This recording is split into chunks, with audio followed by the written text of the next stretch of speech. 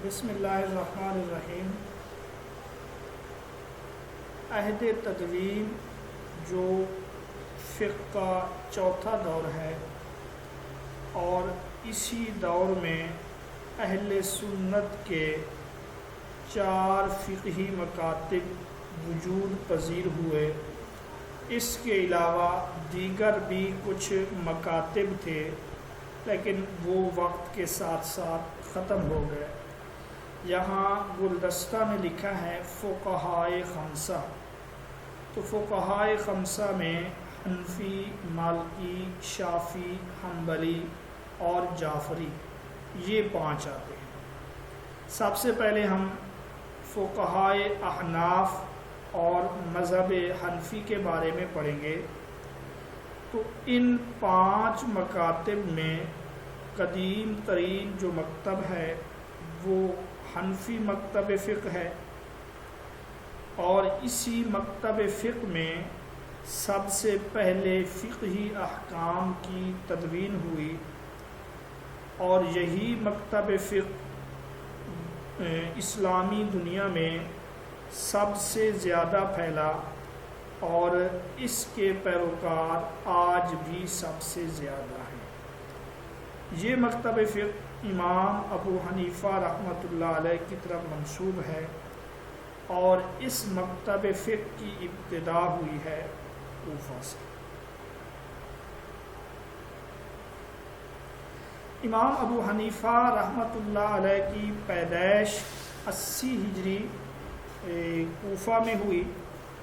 آپ کا نام تھا نعمان، اور کنیت جو ہے وہ ابو حنیفہ ہے۔ والد کا نام ہے ثابت، جبکہ دادا کا نام ہے نعمان بن مرزبان۔ تو پورا نام ہوگا ابو حنیفہ نعمان بن ثابت بن نعمان بن مرزبان۔ مشہور یہ ہے کہ آپ کے والد کو حضرت علی کی خدمت میں لے جایا گیا، تو حضرت علی رضی اللہ تعالی عنہ نے آپ اور آپ کی اولاد کے لیے برکت کی دعا کی۔ امام اعظم ابو حنیفہ رحمۃ اللہ علیہ یہ خوش نصیب ہیں ائمہ اربعہ میں جنہوں نے صحابہ کی زیارت کی ہے۔ اس لحاظ سے آپ تابعی ہیں۔ آپ نے جن صحابہ کی زیارت کی ان میں حضرت انس بن مالک اور حضرت عبداللہ بن اوفا رضی اللہ تعالی عنہما، اس کے علاوہ کچھ اور بھی صحابہ شامل ہیں۔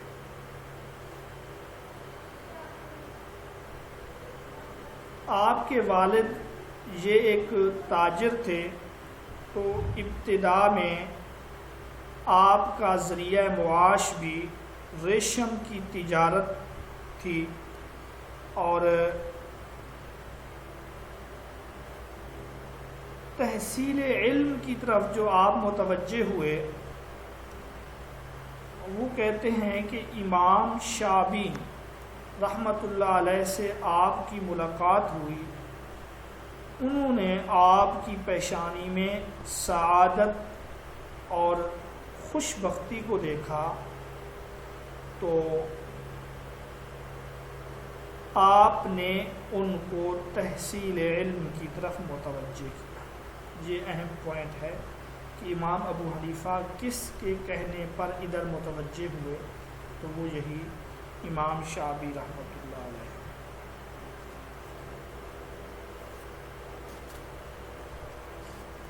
عامر بن شرحبیل ان کا نام ہے۔ تو یہاں سے امام ابو حنیفہ نے حماد بن سلیمان کے حلقہ درس میں شمولیت اختیار کی۔ یہ حماد بن سلیمان امام ابو حنیفہ کے مایہ ناز استاد ہیں، اور آپ 18 سال تک حماد بن سلیمان کی صحبت میں رہے، اور امام حماد جو ہیں یہ مشہور تابعی تھے، اور خادم رسول حضرت انس بن مالک کے قابل ترین معتمد ترین شاگردوں میں شمار ہوتے تھے، اور حضرت عبداللہ بن مسعود رضی اللہ تعالی عنہ کے علمی میراث کے وارث بھی امام ابو حنیفہ امام حماد تھے۔ حضرت عبداللہ بن مسعود کے جو شاگرد ہیں ان میں سے ایک ہیں حضرت علقمہ اور دوسرے ہیں حضرت اسود۔ تو علقمہ رحمۃ اللہ علیہ کے شاگرد ہیں ابراہیم نخعی، اور ابراہیم نخعی رحمۃ اللہ علیہ کے شاگرد ہیں حماد بن سلیمان، اور حماد بن سلیمان کے جو شاگرد ہیں وہ امام ابو حنیفہ رحمۃ اللہ علیہ۔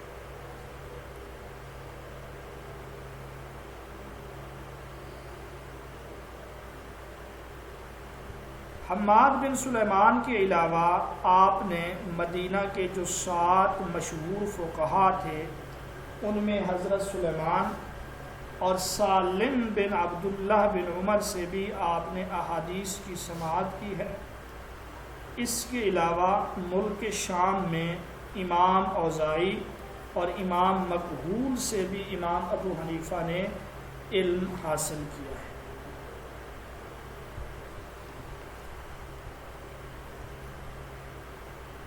علامہ شبلی نعمانی رحمۃ اللہ علیہ نے کتاب لکھی ہے سیرت النعمان، امام ابو حنیفہ کی سیرت پر۔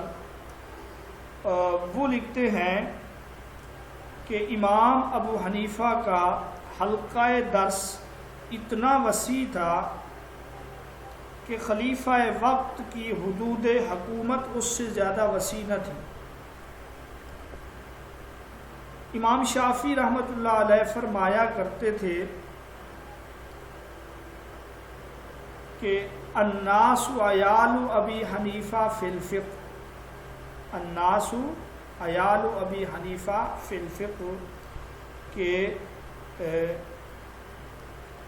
لوگ جو ہیں محتاج ہیں فقہ میں امام ابو حنیفہ رحمۃ اللہ علیہ۔ یہ مشہور قول ہے امام شافعی کا، اور امام شافعی رحمۃ اللہ علیہ فرمایا کرتے تھے جو شخص علم فقہ میں کمال حاصل کرنا چاہتا ہے وہ امام ابو حنیفہ کے فقہ کا رخ کرے۔ تو یہ امام ابو حنیفہ رحمۃ اللہ علیہ کے مختصر حالات میں نے آپ لوگوں کو بتلائے۔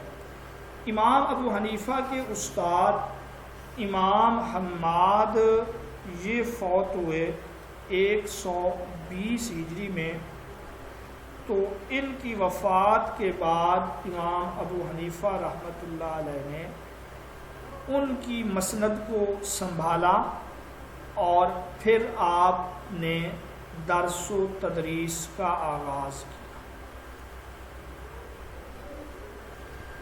امام ابو حنیفہ رحمۃ اللہ علیہ کے زمانے میں امام محمد باقر رحمۃ اللہ علیہ بھی تھے۔ ان کو کسی نے یہ کہا کہ امام صاحب حدیث پر قیاس کو ترجیح دیتے ہیں، تو ان کا آپس میں مکالمہ ہوا، تو خیالات کا اظہار ہوا، تو امام باقر نے آپ کو گلے سے لگایا، سینے سے لگایا اور آپ کا بوسہ لیا۔ بنو امیہ کا جب تخت الٹا گیا 132 ہجری میں، تو منصور جب خلیفہ بنا، جو بنو عباس کا دوسرا خلیفہ ہے، اس نے 146 ہجری میں امام اعظم کو کوفہ سے بغداد بلایا اور قضاء کا عہدہ پیش کیا۔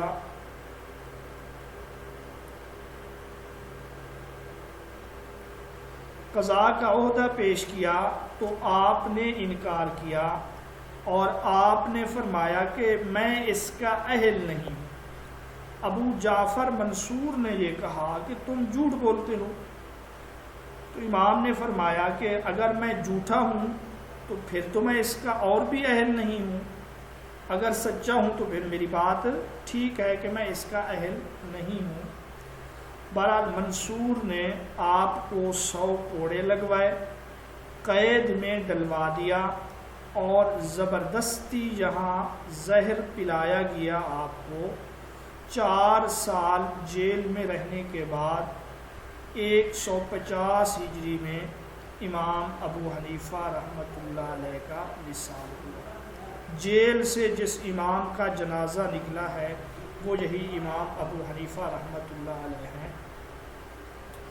اور پہلے روز جب آپ کا جنازہ ہوا 50,000 لوگ اس میں شریک ہوئے۔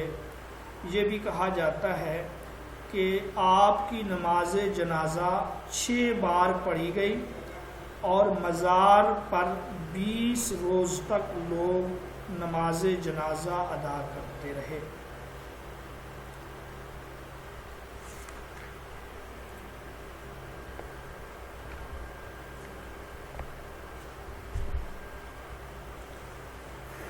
امام ابو حنیفہ رحمۃ اللہ علیہ کے جو شاگرد ہیں ان میں امام ابو یوسف، محمد بن حسن، امام زوفر رحمۃ اللہ علیہ اور حسن بن زیاد اللؤلؤی، یہ امام صاحب کے مشہور شاگرد ہیں، اور ان کے تعارف کے بغیر فقہ حنفی جو ہے وہ نامکمل ہے۔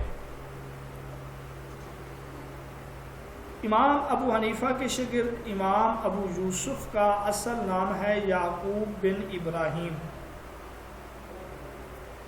ان کی تاریخ پیدائش 113 ہجری ہے اور تاریخ وفات 182 ہجری ہے۔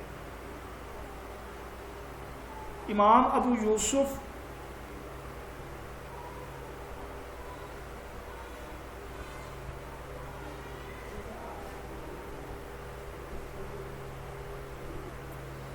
جب تک امام ابو حنیفہ زندہ رہے امام ابو یوسف انہی سے وابستہ رہے۔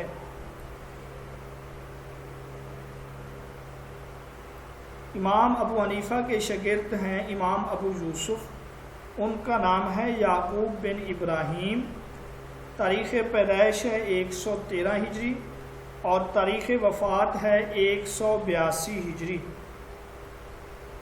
امام ابو یوسف امام ابو حنیفہ سے وابستہ رہے، بعد میں امام مالک رحمۃ اللہ علیہ سے بھی آپ نے استفادہ کیا، اور فقہ حنفی میں آپ کی خدمات بہت زیادہ ہیں۔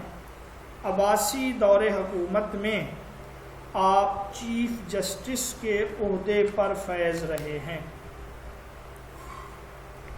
اور آپ کو ہارون الرشید نے چیف جسٹس بنایا۔ یہ تاریخ اسلام کے پہلے چیف جسٹس ہیں۔ خلیفہ مہدی نے آپ کو قاضی بنایا بغداد کے ایک علاقے کا۔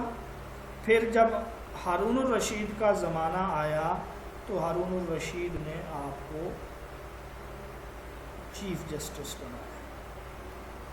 آپ کی جو کتاب ہے کتاب الخراج، اس کو بہت شہرت حاصل ہے، اور آپ نے ہارون الرشید کے کہنے پر یہ کتاب لکھی ہے۔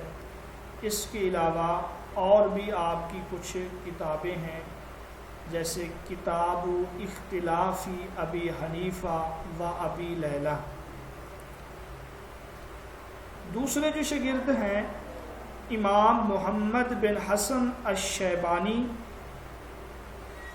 آپ واسط میں پیدا ہوئے اور ولادت ہے 132 ہجری، بنو امیہ کا خاتمہ، بنو عباس کی ابتدا،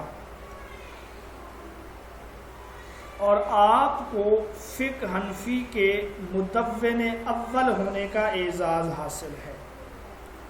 امام محمد بن حسن شیبانی کو مدون اول ہونے کا اعزاز حاصل ہے۔ ہارون الرشید نے آپ کو بھی قاضی مقرر کیا اور ہارون کے ساتھ اکثر اوقات آپ سفر میں رہتے تھے۔ 189 آپ ہارون کے ساتھ ایک سفر میں تھے۔ دوران سفر رے کے مقام پر آپ کی وفات ہوئی ہے۔ امام محمد رحمۃ اللہ علیہ کی کئی تصانیف ہیں اور فقہ حنفی کی جو بنیادی کتب ہیں وہ آپ کے ہاتھوں سے عمل میں آئیں، اور فقہ حنفی کی جو کتب ہیں ان کو ہم 3 حصوں میں تقسیم کر سکتے ہیں۔ وہ 3 حصے کون سے ہیں ان کو جو ہے ہم آخر میں پڑھیں گے۔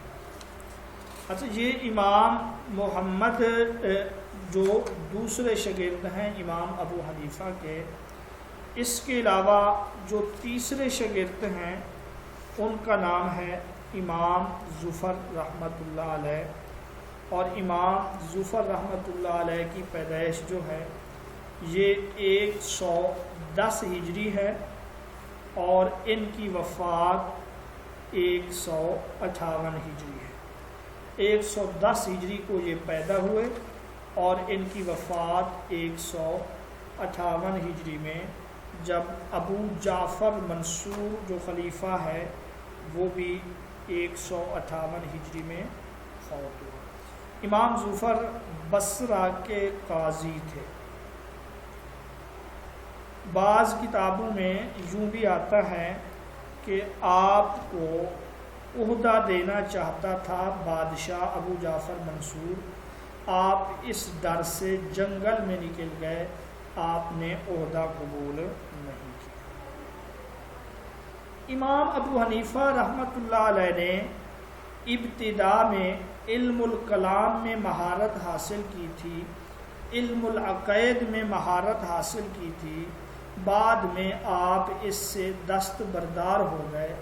آپ نے دیکھا کہ اس سے امت کو، اس سے مسلمانوں کو کوئی خاطر خواہ فائدہ نہیں ہوگا، تو آپ علم الکلام سے دستبردار ہو گئے۔ پھر آپ نے علم فقہ کی طرف توجہ دی اور پھر بہت بڑے امام بن گئے۔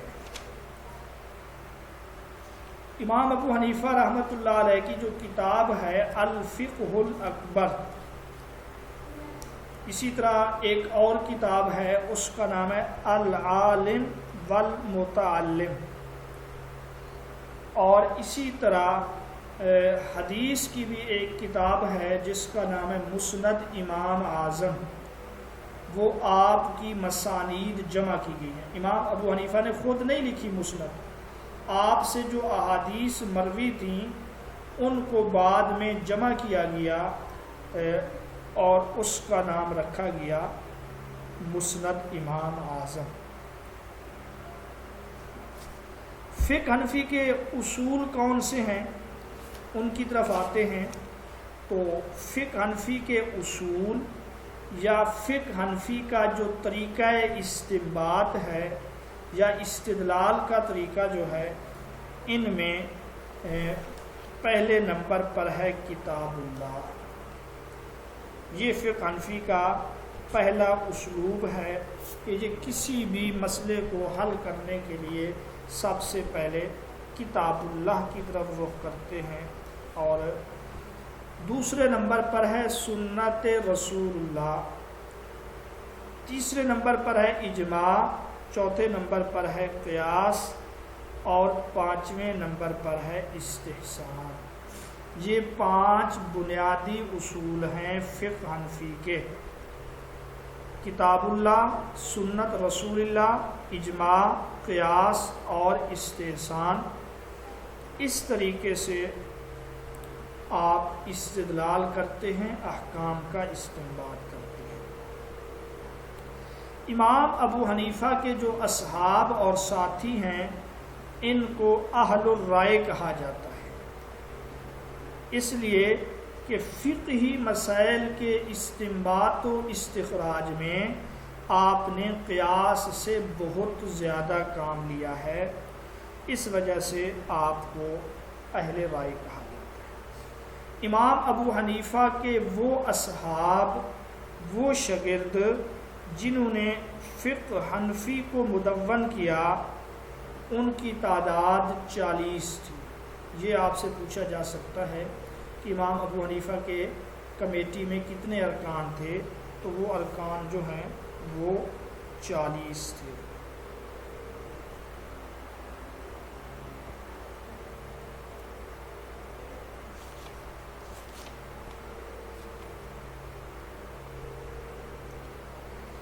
فقہائے احناف کے مستعمل بعض اصطلاحات، حنفی مسلک میں جب ائمہ ثلاثہ کا لفظ بولا جائے تو اس سے مراد امام ابو حنیفہ، امام ابو یوسف اور امام محمد ہوتے ہیں۔ جب شیخین کہا جائے تو اس سے مراد امام ابو حنیفہ اور امام ابو یوسف، کیونکہ یہ دونوں حضرات جو ہیں استاد اور شیخ ہیں امام محمد کے۔ جب صاحبین کہا جائے تو اس سے مراد امام ابو یوسف اور امام محمد ہیں، کیونکہ حصول تعلیم کے حوالے سے یہ دونوں شاگرد اور ساتھی ہیں امام ابو حنیفہ۔ اور جب طرفین کا لفظ کہا جائے تو اس سے مراد امام ابو حنیفہ اور امام محمد ہیں، کیونکہ طرف کا معنی کنارہ، تو طرف اعلیٰ میں بلند کنارے میں اوپر کی جانب امام ابو حنیفہ ہیں اور جانب ادنا میں امام محمد رحمۃ اللہ علیہ ہیں۔ جب فقہ حنفی میں ائمہ اربعہ کہا جائے تو اس میں امام ظفر بھی شامل ہوتے ہیں، اور ویسے اگر ائمہ اربعہ کہا جائے تو اس سے مراد اہل سنت کے 4 امام ہیں، امام ابو حنیفہ، امام مالک، امام شافعی، امام احمد بن حنبل۔ محدثین کے ہاں شیخین سے مراد امام مسلم اور امام بخاری ہیں، اور جب اصحاب سیر شیخین کہیں، اصحاب سیر سے مراد مورخین سیرت نگار، تو اس سے مراد حضرت ابو بکر صدیق اور حضرت عمر رضی اللہ تعالیٰ عنہ۔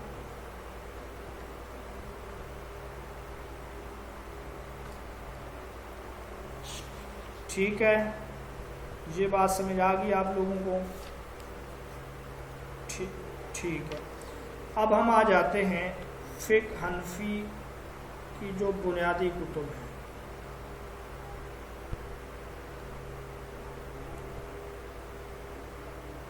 امام ابو حنیفہ کے مشہور شاگرد امام محمد کی جو تصانیف ہیں یہ فقہ حنفی کی بنیاد ہیں۔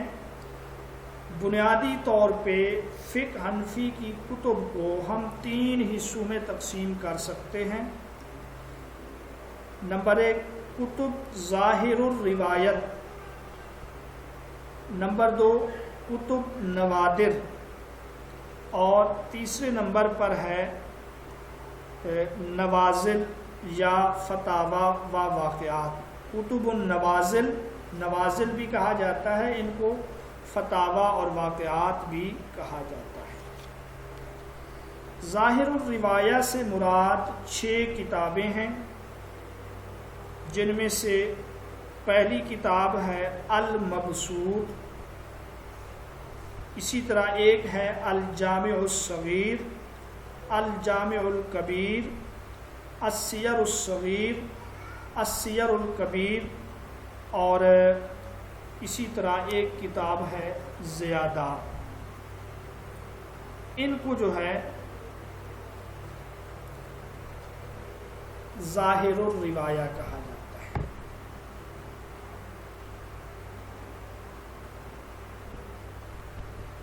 یہ کتب 6 یا کتب ظاہر الروایہ جو ہیں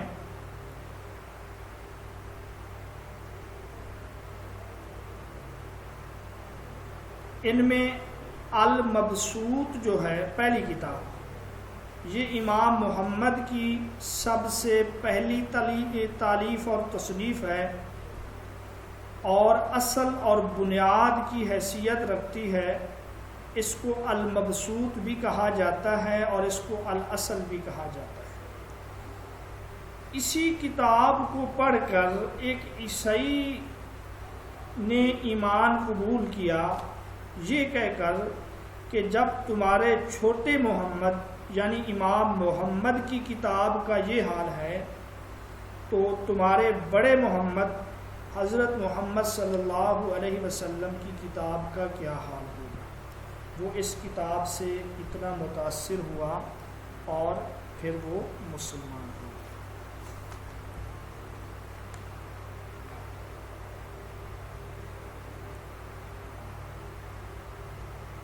اس کتاب میں وہ مسائل ہیں جو امام ابو حنیفہ نے مستنبط فرمائے تھے اور امام محمد نے اس کتاب میں انہیں جمع کیا ہے،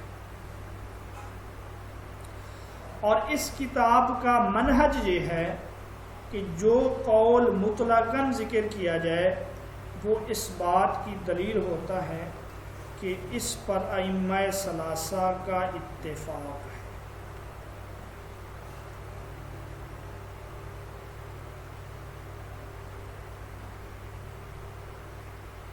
اور متاخرین میں اس کتاب کی بہت زیادہ شروحات بھی لکھی گئی ہیں۔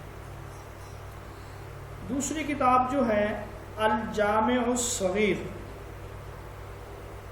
اس کتاب میں 1532 مسائل ہیں۔ الجامع الصغیر میں 1532 مسائل ہیں،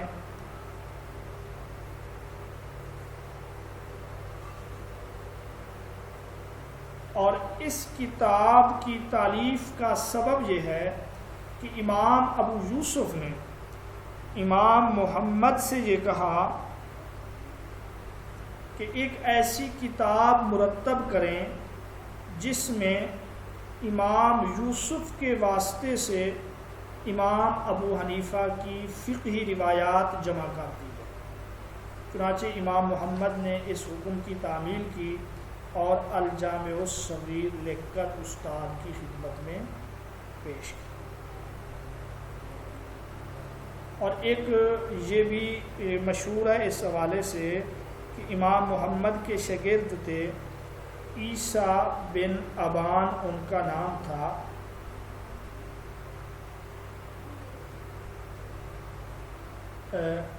وہ الجامع الکبیر حفظ کرنے والے کو 100 اشرفیاں اور الجامع الصغیر کے حافظ کو 50 اشرفی بطور انعام کے دیتے تھے۔ الجامع الکبیر یہ تیسری کتاب ہے ظاہر الروایہ میں، اور اس کتاب میں بہت سے مسائل امام ابو یوسف سے ماخوذ ہیں اور بہت سے مسائل ایسے بھی ہیں جو امام محمد کی ذاتی کاوش کا نتیجہ ہے، اور یہ فقہ حنفی کی ایک مفصل اور مستند کتاب ہے۔ السیر الصغیر اور السیر الکبیر، سیر الصغیر جو ہے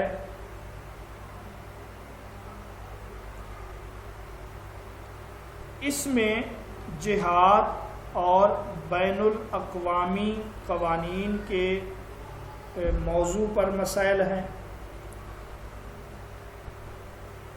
غیر مسلموں کے ساتھ جو معاملات ہیں اس کے بارے میں اس کتاب میں مسائل ذکر کیے گئے ہیں، اور آخری کتاب جو ہے بلکہ 5ویں جو ہے السیر الکبیر، یہ بھی فقہی تصنیف ہے، اور السیر الکبیر بھی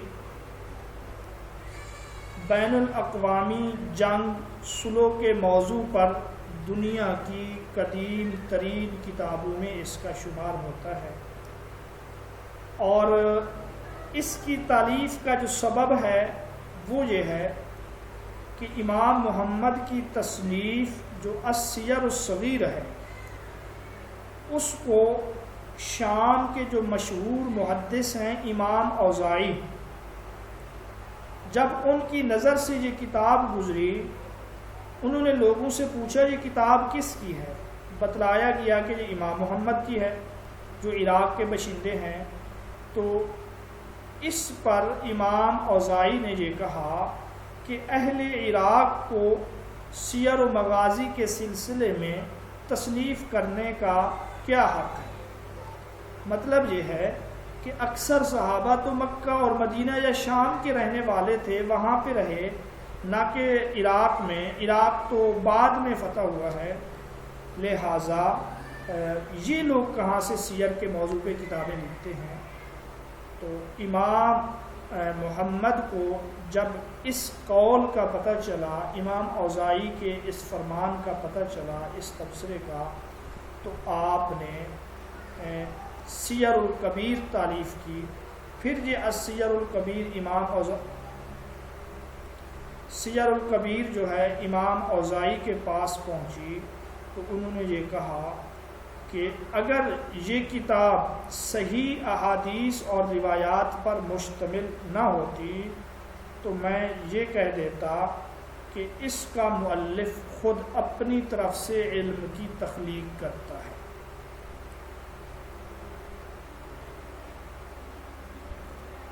اور آپ کی آخری کتاب جو ہے زیادات ہے، زیادات کا معنی اضافہ۔ بہرحال جامع کبیر کے جو باقی ماندہ مسائل تھے ان کو اسی کتاب میں جمع کیا گیا ہے، اس وجہ سے اس کو زیادات کہا جاتا ہے، اور الزیادات کو جامع الکبیر کا تکملہ بھی کہا جاتا ہے۔ یہ جو 6 کتابیں ہیں، انہی کتابوں سے مقررات کو حذف کرنے کے بعد امام سرخسی رحمۃ اللہ علیہ نے جو کتاب لکھی ہے اس کا انہوں نے نام رکھا ہے الکافی، بلکہ امام سرخسی نہیں ہے، الکافی لکھی ہے ابو الفضل محمد بن محمد الحاکم الشہید المروزی البلخی، انہوں نے یہ کتاب لکھی ہے الکافی۔ جی، محمد بن محمد حاکم شہید۔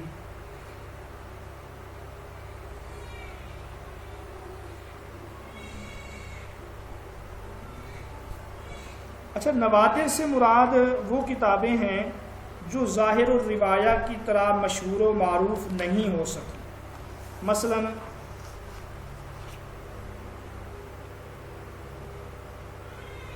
شاباش جی، الکافی کے بعد مبسوط کے نام سے علامہ سرخسی نے اس کی شرح کی ہے۔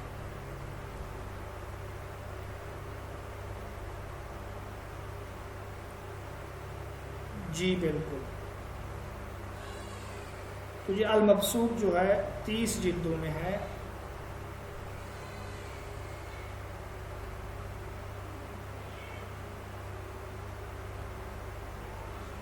جی، یہ ظاہر الروایہ کا خلاصہ ہے، مقررات کو حذف کر کے الکافی فی فروع الحنفیہ، اس نام سے یہ کتاب مرتب کی۔ نوادر سے مراد وہ کتابیں ہیں جو ظاہر الروایہ کی طرح مشہور اور مستند نہیں ہیں، جیسے امام محمد کی ایک کتاب ہے ہارونیات، کسانیات، رقیات، اور امام ابو یوسف کی ایک کتاب ہے کتاب الامالی۔ اور تیسرے نمبر پر جو ہے نوازل یا فتاوا اور واقعات، اس سے مراد، مئی کاف رکھیں آپ لوگ، اس سے مراد وہ احکام اور وہ مسائل ہیں جن کے بارے میں امام ابو حنیفہ یا ان کے شاگردوں سے کوئی صراحت مذکور نہیں ہے، بعد کے فقہا نے فقہ حنفی کے اصولوں کو مد نظر رکھتے ہوئے ان مسائل کے احکام بتائے۔ یہ مسائل، یہ احکام جو ہیں نوازل کہلاتے ہیں، ان کو فتاوی اور واقعات بھی کہا جاتا ہے۔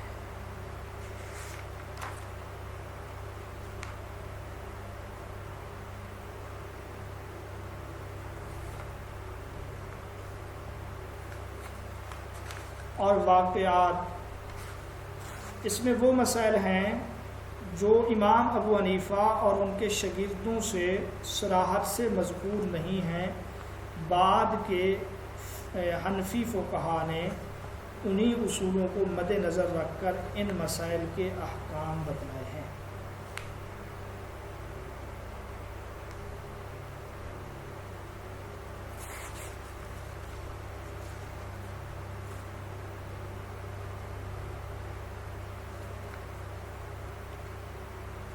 جی رقیات بھی ہے۔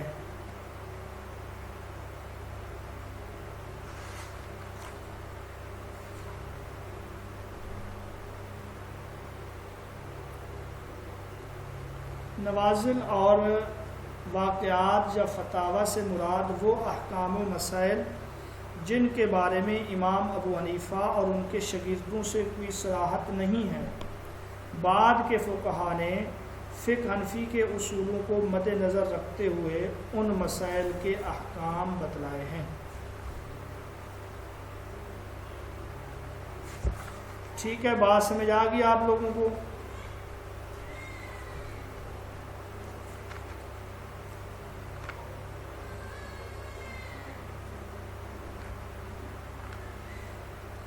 نوادر وہ ہیں جو ظاہر و روایہ کی طرح مشہور و معروف نہیں ہیں اور مستند نہیں۔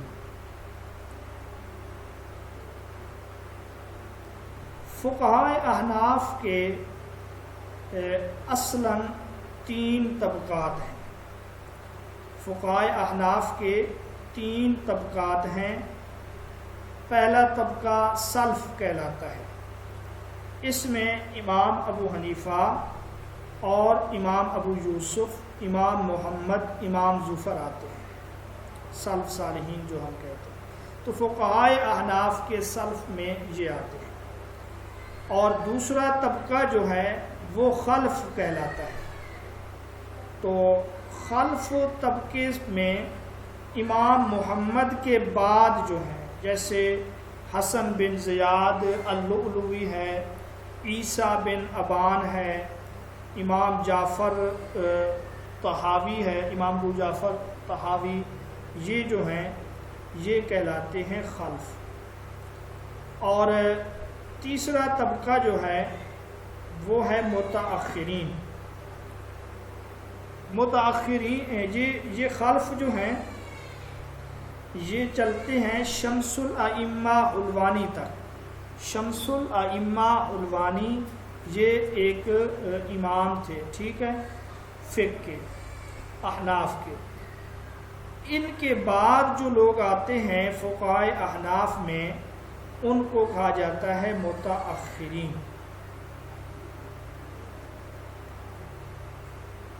اب ان متأخرین میں جو ہیں شمس الائمہ حلوانی،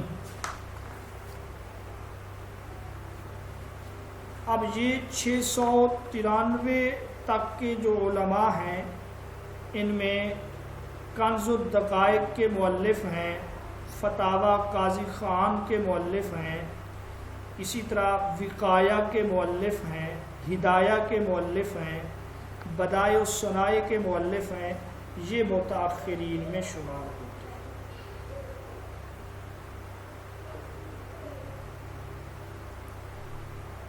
فقہ حنفی میں اگر الاصل کا لفظ استعمال ہو تو اس سے مراد امام محمد کی کتاب مبسوط ہے۔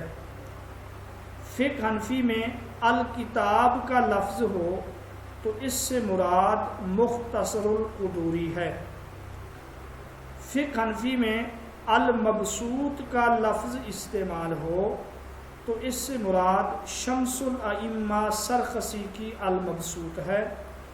فقہ حنفی میں اگر المتون الثلاثہ 3 متن، یہ متون الثلاثہ کا لفظ استعمال ہو تو اس سے مراد الکتاب کے بعد المبسوط ہے۔ یہ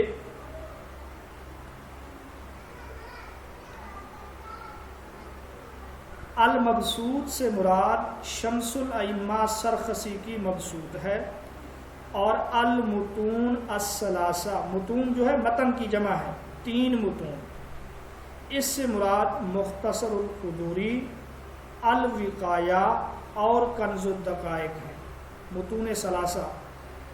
اور اگر متون اربع ہو تو اس سے ان تینوں کے ساتھ ساتھ المختار کی متن ہے، جبکہ بعض کہتے ہیں مجمع البحرین کی متن مراد ہے۔ اگر متون اربع ہو سورہ مئی کاف کر دیں، اگر متون اربع ہو تو اس سے مراد المختار کی متن ہے، یا بعض کہتے ہیں مجمع البحرین کی متن مراد ہے۔ تو یہ متون ثلاثہ اور متون اربع بھی آپ لوگ پڑھ رہے ہیں۔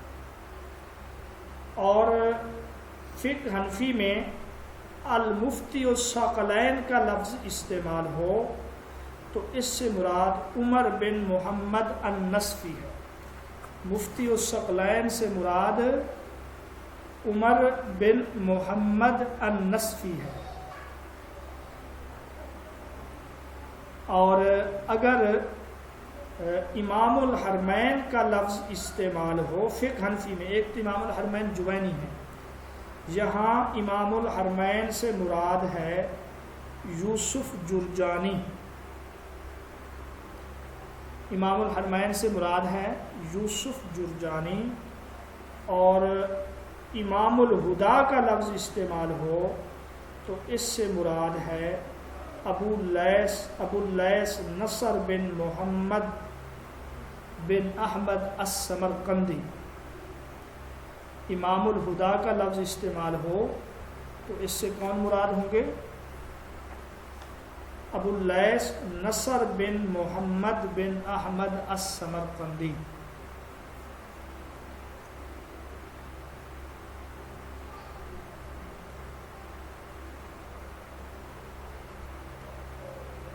السمرقندی۔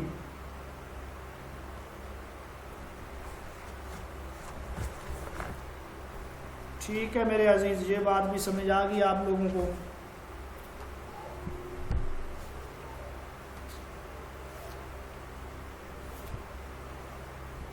جی، مختصر قدوری کے بعد کون سا نام ہے بتا سکتے ہیں آپ لوگ؟ جی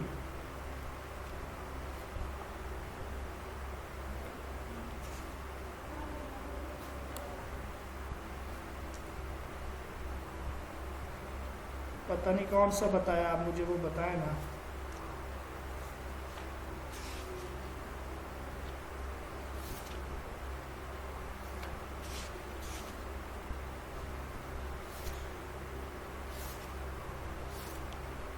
تو آپ جو ہے نا ان کو پھر سے دیکھ لیں، ریکارڈنگ میں جو ہے نا سن لیں آپ ان کو۔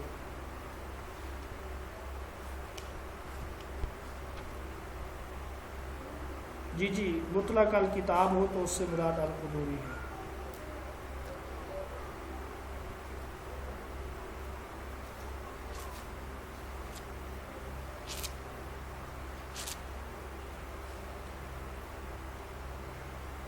ایک اصل ہے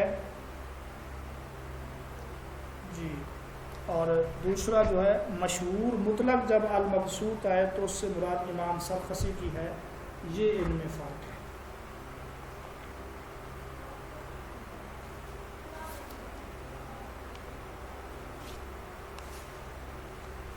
جی دونوں کو المبسوط ہی لکھتے ہیں۔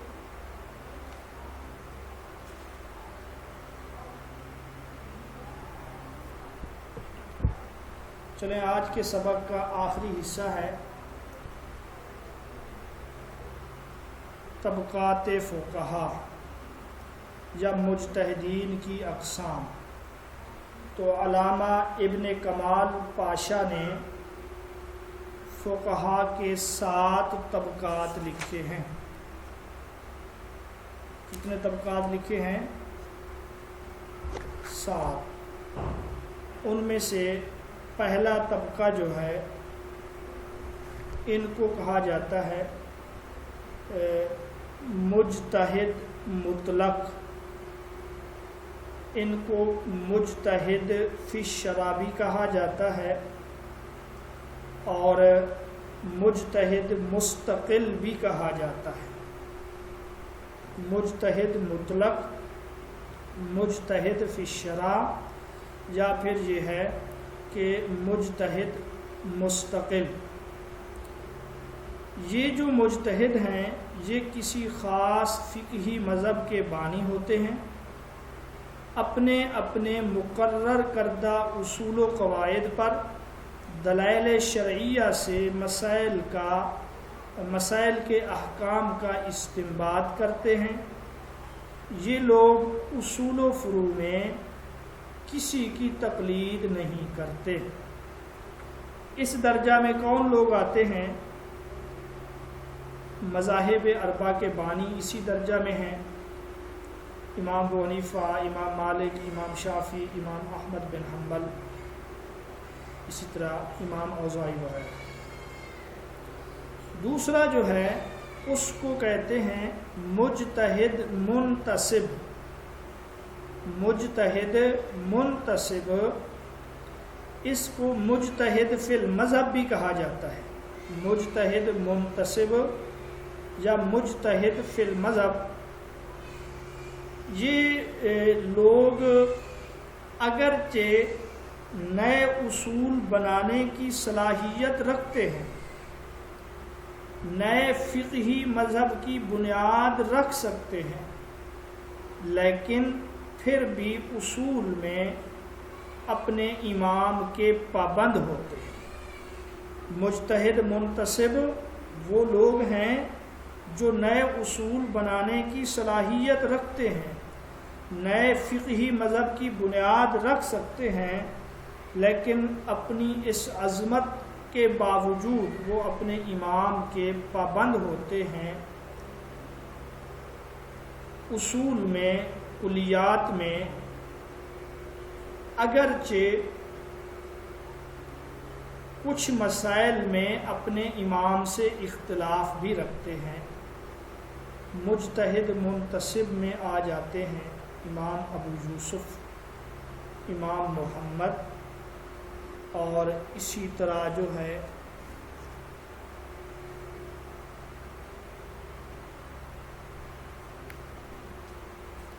فقہ شافی میں امام جوینی ہے، امام غزالی ہے، فخر الدین رازی وغیرہ ہیں، ان کو مجتہد منتسب کہا جاتا ہے۔ تیسرا جو درجہ ہے وہ ہے مجتہد فی المسائل۔ تو یہاں سے انشاءاللہ ہم کل پڑھیں گے، ابھی 4 ہو گئے ہیں، انگلش کی کلاس کا ٹائم ہے، تو یہ مجتہد کے درجات یہ 2 ہم نے پڑھ لیے ہیں، انشاءاللہ کل ان کو پھر سے بھی دوہرا لیں گے۔